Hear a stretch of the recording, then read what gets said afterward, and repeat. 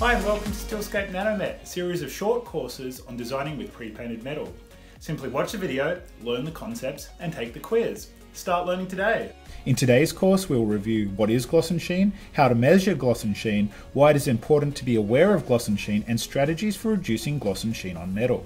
This course relates specifically to pre-painted metal, that is, the metal used for most metal roofing, siding and other similar exterior building applications. It's called pre-painted metal as the paint is applied before it is formed into its final shape, such as a roof panel. This process ensures the consistent, highly durable finishes and long finish warranties.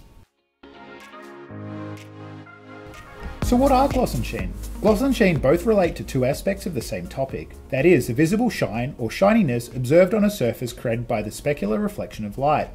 For metal, this could refer to the shine observable on a roof or wall surface when hit by the light of the sun. The key difference between gloss and sheen is the way that it is observed. Both gloss and sheen are measured based on striking a surface with a known quantity of light and observing the amount of light reflected at a specific viewing angle. Gloss is measured based on the reflection of light when the light source hits the surface at a 60-degree angle from the surface. Sheen is the same reflectance measurement but at an 85-degree angle. Both gloss and sheen are recorded using a consistent scientific scale. Using a receptor to record the reflected light, gloss unit or GUs record how much light is reflected back based on the gloss units. The lower end, 0 gloss units, reflects a perfectly matte surface. 100, on the other hand, is based on the upper calibration point, which is a polished reference black glass standard. It is possible for highly reflective surfaces, such as a mirror, to exceed 100 gloss units. 60 degrees is the industry standard for most reflectance measurement, as it is the fitting representation of the viewing angle for most surfaces. 85 degrees, a very shallow angle from the surface, provides greater clarity for measurement when comparing low-gloss materials. This measurement may also be more aligned with the actual viewing angle of the surface, depending on the project. Gloss and sheen values are highly correlated to the smoothness of the surface, which is directly influenced by factors such as material type or coatings used. Smooth surfaces reflect light in a consistent direction, increasing the intensity of light observed from a static viewpoint. By comparison, inconsistent, varied surfaces, such as many naturally occurring materials including wood and stone, have variable surfaces. These surfaces do not reflect light in a consistent direction. An example is your car. Just think of it when it's dirty. It does not take large particles, just varied particles to impact the shine. This happens as when it's dirty, it means the surface is inconsistent due to the small dirt trapped on the surface. When you clean it, removing these small variations improves the shine. Furthermore, if you take this car to a detailer, they will get it shiny again. How? Well, when they buff the surface, they are making it smoother again and more consistent, increasing the focus and intensity of the reflection. So what does this mean? Neither high gloss or low gloss are good or bad, or is measuring gloss or sheen better than one another. It all depends on the application and the environment. For exterior applications, gloss and sheen may influence a number of things, including how building users interact with the building, how observers of the building perceive the surface, how the surface integrates with other materials, and how the overall structure integrates with buildings around it. An example is for retail environments. Glossy, high sheen colours may be desirable to reinforce brand image or to capture the eye as passing shoppers. By contrast, a building which is integrating mixed materials such as washed stone and distressed wood may seek other complementary low-gloss materials to reinforce a perception of age or reinforce the overall design constraint.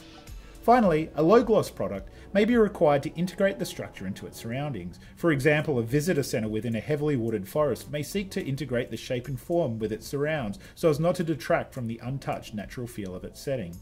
In summary, a low-gloss finish may be designed to improve finish versatility and integration. It may also be required due to planning provisions, such as federal mandates or homeowner association provisions.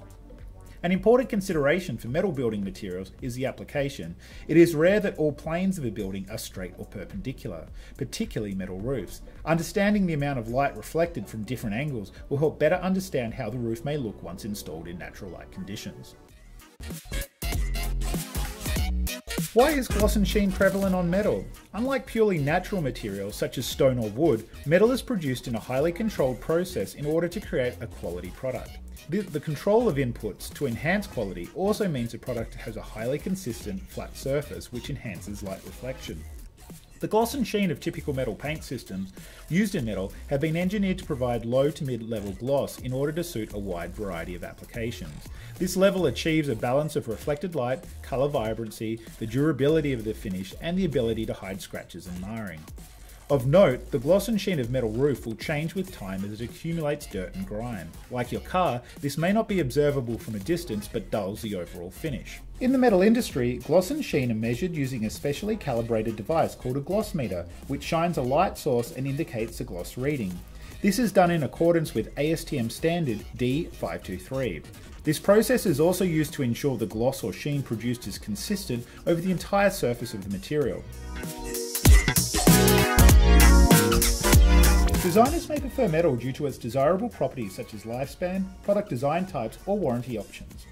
However, standard gloss and sheen levels may not be acceptable for all applications. The three common methods for reducing gloss and sheen on metal include adding flatteners, textured paint systems, or micro-wrinkle paint systems. Flatteners are added to the paint prior to application to reduce gloss. Flattener particles impart roughness and texture that scatters light. These particles come in different particle sizes and shapes. This can be used effectively to reduce gloss, however this process can usually only reduce the gloss and sheen so far before negatively affecting viscosity, colour, and the stability of the solution. Textured paint can be used to combat gloss. The texture is relatively fine and similar in size and feel to sandpaper or stucco. This texture can be achieved two ways. One, by applying physical particulates to the paint, and two, through a crinkle reaction.